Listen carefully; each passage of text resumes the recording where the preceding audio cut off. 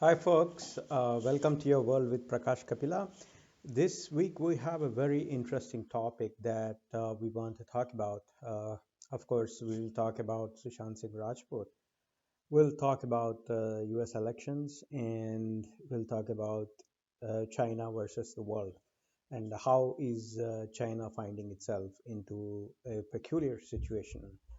So let's start with the big item on the table, that is U.S. elections, and on the sideline, the Trump's illness of COVID.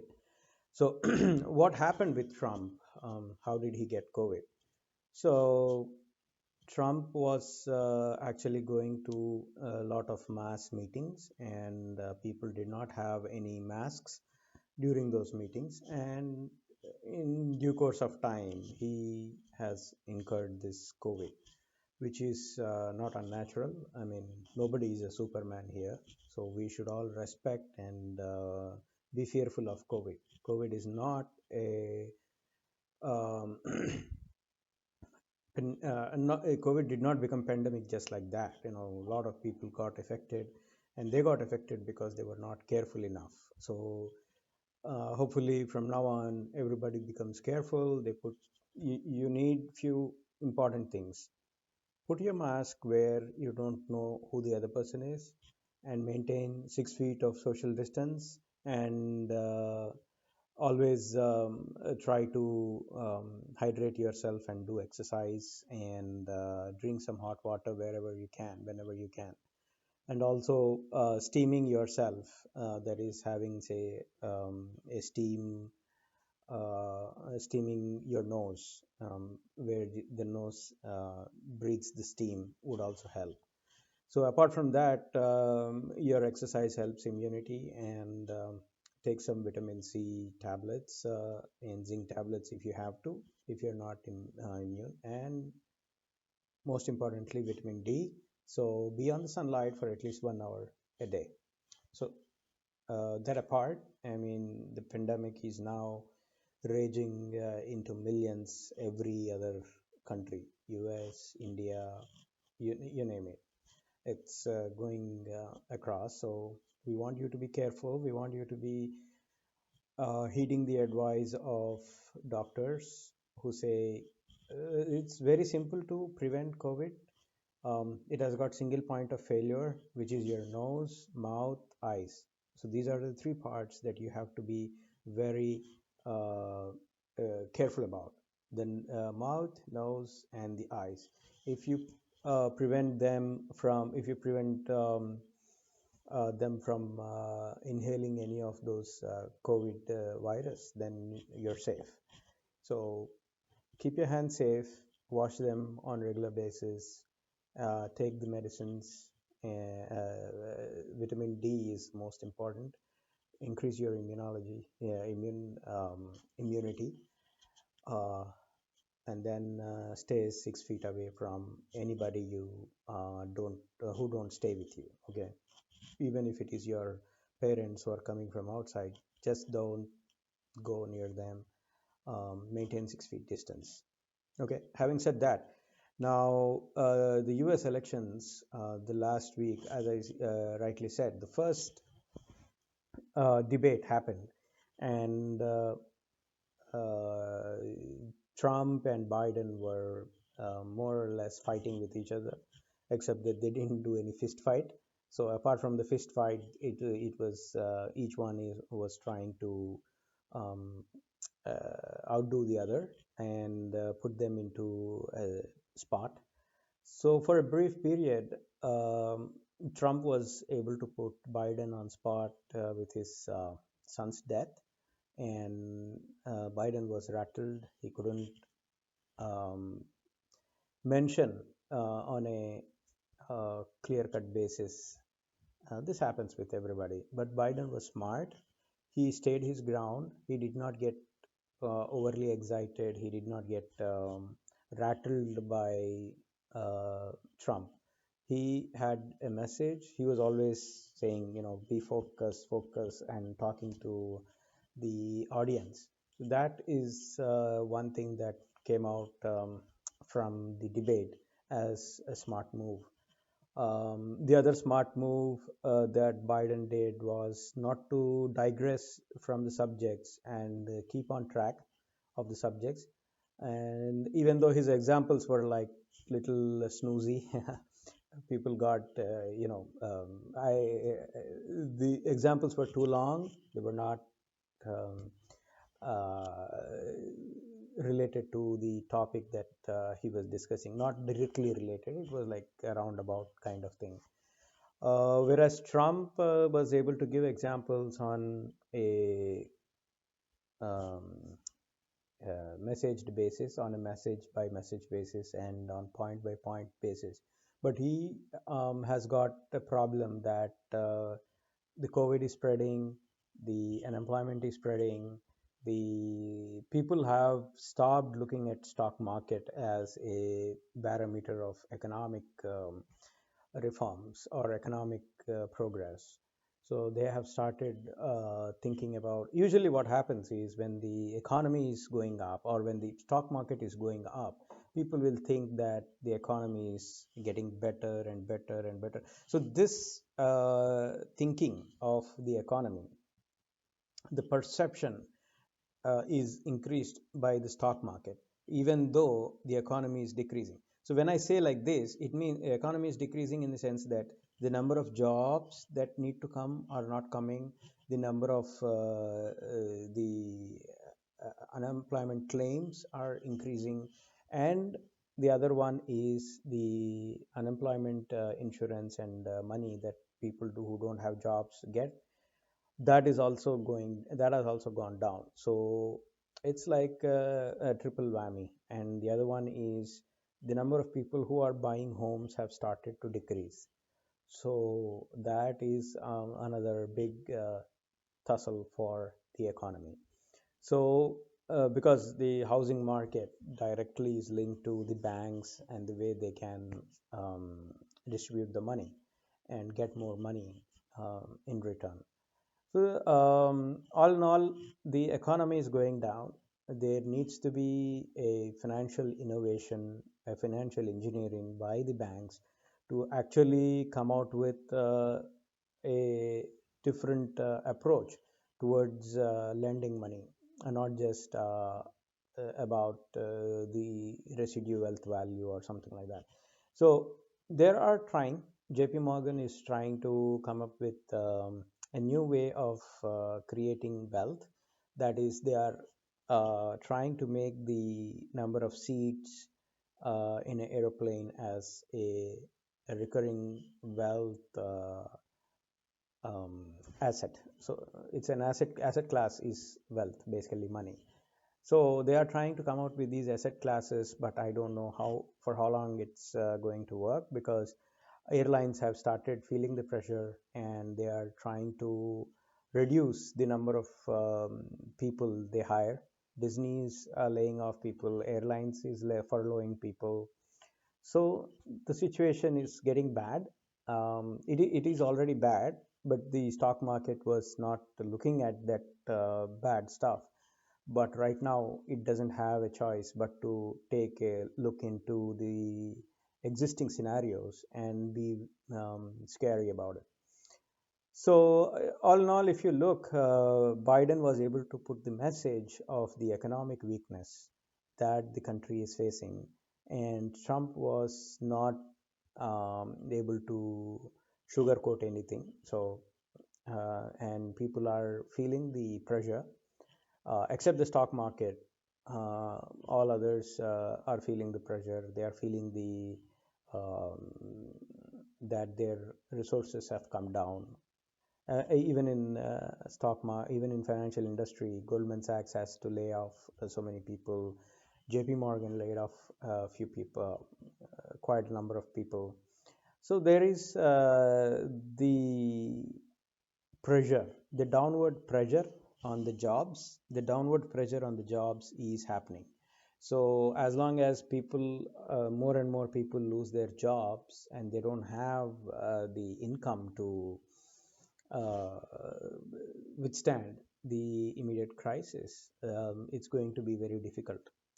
So right now the situation is the US has able to give the Congress has passed $2.2 trillion of the package, which gives state governments around $450 billion, the $600 per week for unemployment.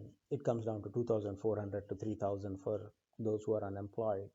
And the other one is about the budget and keeping the government afloat, salaries for the union government and federal government employees and all those. So all these things put together, the Republicans are at $1.65 trillion.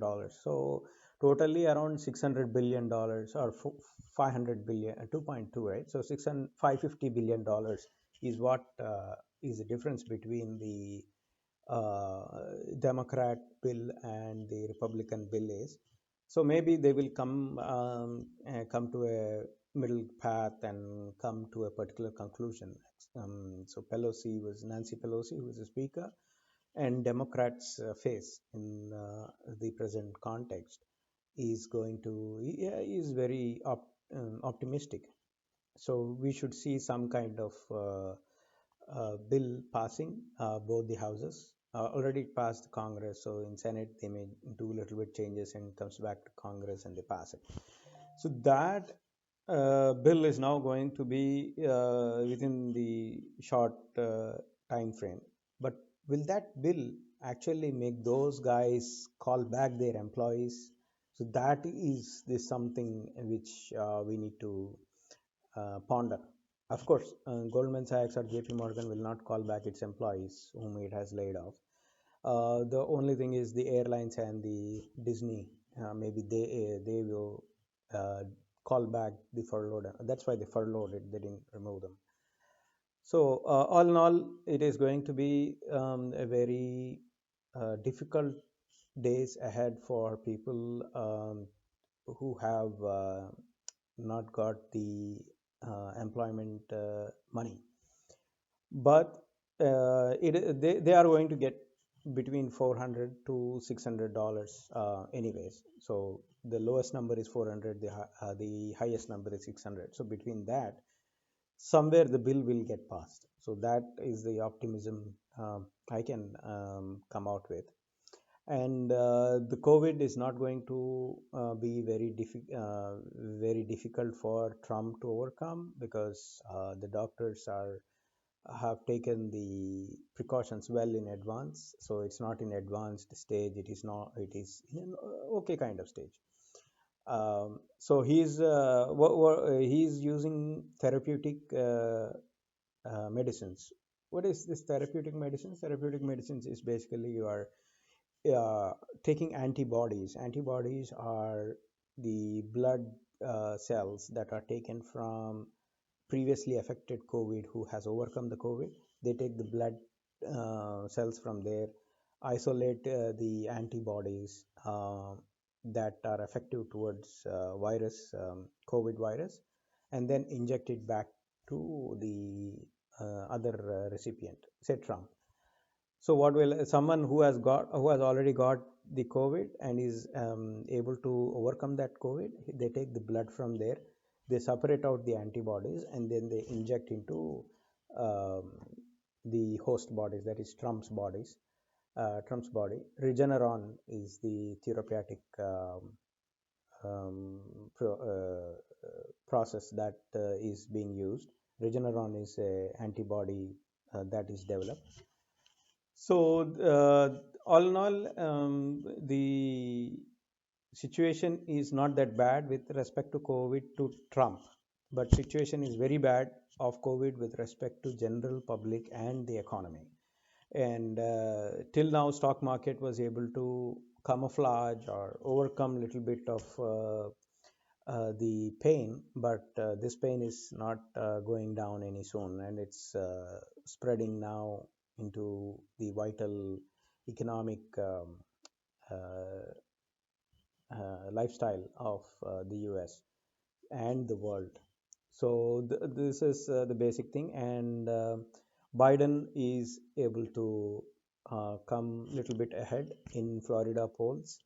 So Florida, Michigan, Wisconsin, I think, and North Carolina. Florida, Michigan, Wisconsin, North Carolina are four states that may lead Biden victory.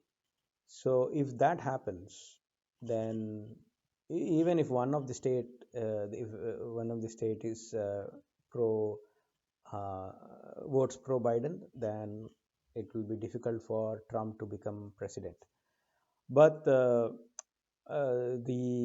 ballots that are being casted, we don't know, of course, who is being uh, selected. So many of the states have started the ballot voting and the mail-in voting basically. So this is going to be really difficult because Trump was totally against the mail-in vote, and if people start deciding quite early that they want to do a mail-in voting, then even before November 4th, if more people started voting, then the counting will start on November 4th, and during that time, those ballots will be counted as well as once the booth poll counting has been done.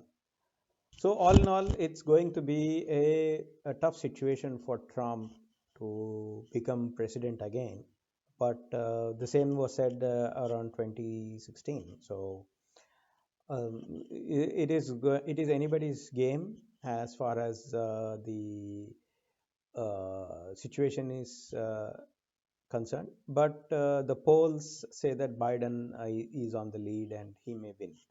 So the polls are say predicting Biden's win. But if things go by past 2016 elections, then Trump can pull something off. So in the context of this, there is a new chief justice being a new justice on the Supreme Court being nominated by the Senate. So the Senate can pass the Supreme Court nominee, and obviously Democrats don't want to, and while Republicans want to pass. So the Ginsburg Ruth Bader Ginsburg was totally a liberal person, and she's amazing in her. Even if you look at her career, she's amazing. She has done so much of great work and great judgments. Now she's being replaced by a completely opposite viewpoint person. So even though she's a female, she's exactly opposite of Ruth Ginsburg. So we'll have to see how the things move. So the other aspect of this Supreme Court nominee is about the polls. If they go back to Supreme Court, then just like it happened on 2000, right? So if the polls go back to Supreme Court, then Trump will stand a chance. That is the calculus here. Of course, everything is up in the air and anything can happen. So keep watching us. The next thing in our table is China, and India, China have been in loggerheads for a long time, and I think that the situation is not going to become normal anytime soon. So we have to live with China trying to push the envelope. So what is this thing about China that India is very much concerned about is is that the conflicting signals that China sends, and that is part of its game all across the world. So someone in the top will say something else, and someone who is supposed to implement what the guy says on the top doesn't implement that. So the India-China border issue is going to linger for some time. They are going to push the envelope. They are going to occupy new spaces, and we have to occupy new spaces in the disputed land. And this cat and mouse game will continue. If you don't do that, if you do, say if China comes a little bit and you don't go a little bit further, then what happens is the area that they have occupied, they will put their flags and they will make it part of their integral territory. This is more like, they are nudging India. They want to show their power to India, and India on the other side is trying to cope up with the changing situations. And one thing is sure, I hope the military leaders in India side look at their troop movements, uh, look at the Chinese troop movements, look at what those guys are doing on the ground, and then assess the response rather than look into what their leader is saying openly or publicly. So October 28th is the time, 26th or 28th is the time around which Xi Jinping is going to address the Chinese parliament, CPC, that's what they call it. So at this time, he has to give a rosy picture, and he will try to coalesce people around him. um, so that is expected, and he's going to show some kind of you know a treaty or something that he has achieved. So he will try to push things here and there, and after that it will be another 1 year. So we don't know what Xi Jinping is thinking, because he never lets anybody know what actually he will do. That's what people say. He's a poker player. He doesn't show up anything, um, uh, what he's doing. He doesn't even give these inclination that he's going one way or the other. Whereas Narendra Modi is exact opposite. He wears his heart in the sleeve. So what he's thinking, what he's doing, everybody knows. He positions himself very easily on the game board. Everybody in India would know what Modi wants to do, right? At least they have the perception, and they can say, "Hey, Modi is going to do this. Modi is going to do that," kind of thing. But same thing is not with Xi Jinping. Nobody in China also knows what Xi Jinping is doing or wants to do. That is the context in which Xi Jinping puts everybody uh, alerted. So, all in all, China is trying to nudge itself into the world dominating force. So, the Belt Road Initiative, what it is trying to do with respect to India is uh, try to use Nepal and try to use Pakistan and Sri Lanka. Sri Lanka for a very less context, but Pakistan and Nepal in the by giving them the carrots of Belt Road Initiative. So what it has said to Nepal is you can sell your products into China by using the um, Belt Road that can connect Pakistan, Nepal, China. It is coming over the Indian subcontinent, right? From Indian subcontinent, it is going over the Nepal, and so Nepal has access to the Belt Road. The problem with the Nepal is that they understand that the government doesn't understand that it is a loan. It's not a business, it's a loan. Whereas the people in Nepal do understand the difference between loan and a business. What is a business? Business is basically you're giving and taking. So the money is going around. Whereas loan is something where someone gives you money and you give them more than what they have given to you. So that is loan. So China has promised $8 billion loan to Nepal, and they have given around 1 billion yuan already for them. So they promise the loan and they give yuan for them. So who is going to trade in yuan? Only Chinese, right? So most of the works will be undertaken by Chinese companies. The same case with Europe also. So the Europe and Australia, when the Belt Road Initiative started, they thought that Europe and Australia will have European countries will have a lot of you know peace in that particular initiative.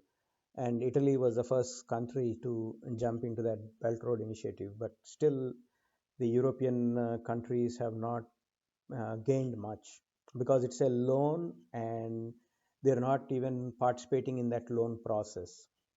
So how Belt Road Initiative is formed is China gives a loan to someone, and the infrastructure is made, and then they have to pay back that loan. So when the payback is coming, a lot of countries are not able to generate that kind of revenue where they can pay back the money. So what they are doing is in Djibouti, right, African country, China has established its military base. In Sri Lanka, the port is being now used mostly by China. So their expansionism is what is creating a lot of problems to Europe.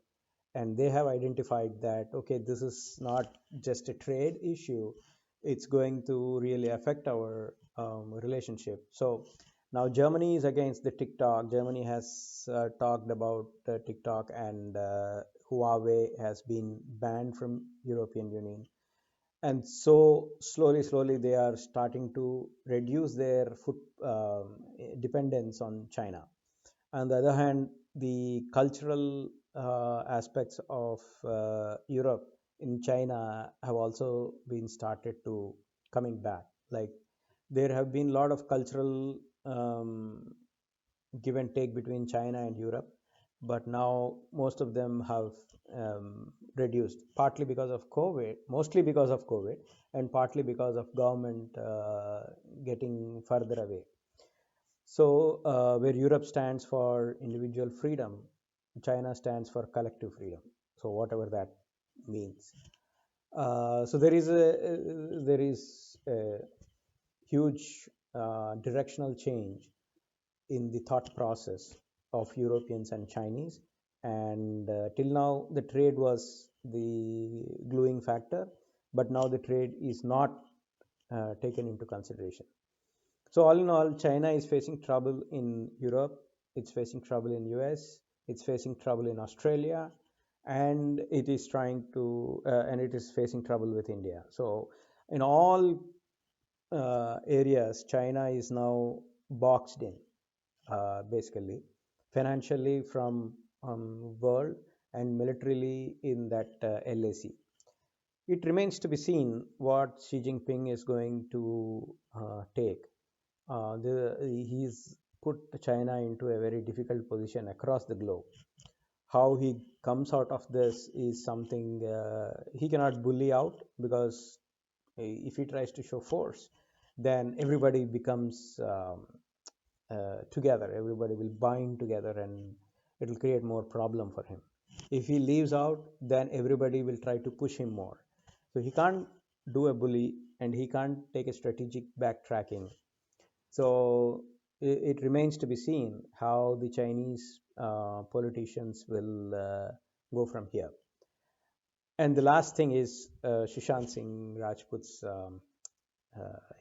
sad demise. So the chairman of AIMS is saying that Sushant Singh, there were no bruises in Sushant Singh's body, and Subramania Swamy has said that we need an official report, not a report by someone who has not inspected the body. So that remains to be seen. But overall, let's find out the context in which everybody is against, right? It is not that, okay, Sushant Singh got murdered or did hanged by himself. No. If that was the case, everybody would be so unhappy, but they wouldn't go out in the streets or be so anti-government. The way in which the Maharashtra police have taken the case with um, a lot of loopholes. Every small guy can say, "Why did you take a dead body 25 kilometers away?" Right? Doesn't make sense. The second thing is, why was 60 crores of his money swindled? And how could this happen? When India is already having anti-money laundering law, when you cannot take the money, when someone is ill, they cannot move their so much money from one account to the other account. And when such money is being moved, what were the RBI officials doing? What was the ED officials doing? Why did they not ask relevant questions? People are not, if you're NRA, you can't put money into your own account, right? It doesn't happen. They don't even allow, the tellers don't allow. So someone from way top has allowed this transaction to happen, and we don't know who that guy is.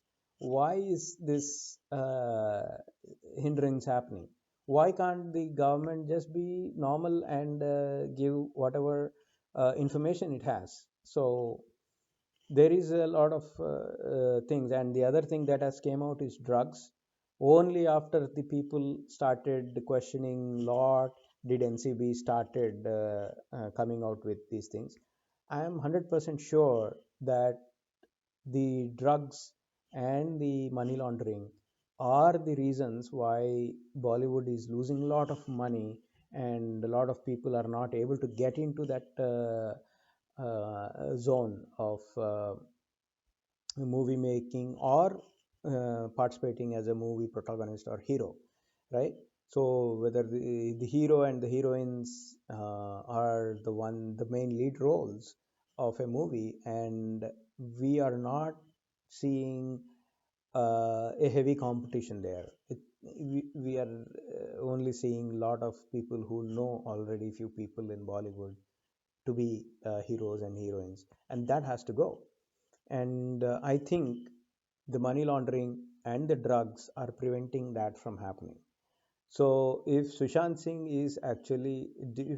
did suicide, then many of us will be unhappy, but we will take things as they are, let the chips fall where they are. But hanky panky stuff where the processes have not been followed cannot be a simple thing. We want the process to be followed. We want the administration to give us why they have done what they have done. Why the body was moved 25 kilometers away? Why the money was moved from the account of Sushant Singh? Why are the drugs so prevalent in the movie industry? Why is Sushant Singh able to come up with so many what do you call mobile SIM cards? How could anyone get so many SIM cards? If Sushant Singh himself got so many SIM cards, how many SIM cards does Salman Khan have? How many SIM cards does Amir Khan have? Or Akshay Kapoor or Akshay Khanna, whoever it is, right? How many of Anil Kapoor, right? Anil Kapoor even was doing fundraising for Imran Khan. How many SIM cards does these guys have? Where is the tracking? What tracking measures are you using? These are the questions that are very important for India. Apart from people dying, there is a systemic failures that have happened. We want to know why they have happened and how you're going to prevent them from happening. Okay, till that time, we are going to fight. The fight is going to continue. At least I am going to continue talking about Sushant Singh. Thank you. Look forward to meet you next week. Vande Mataram. Jai Hind.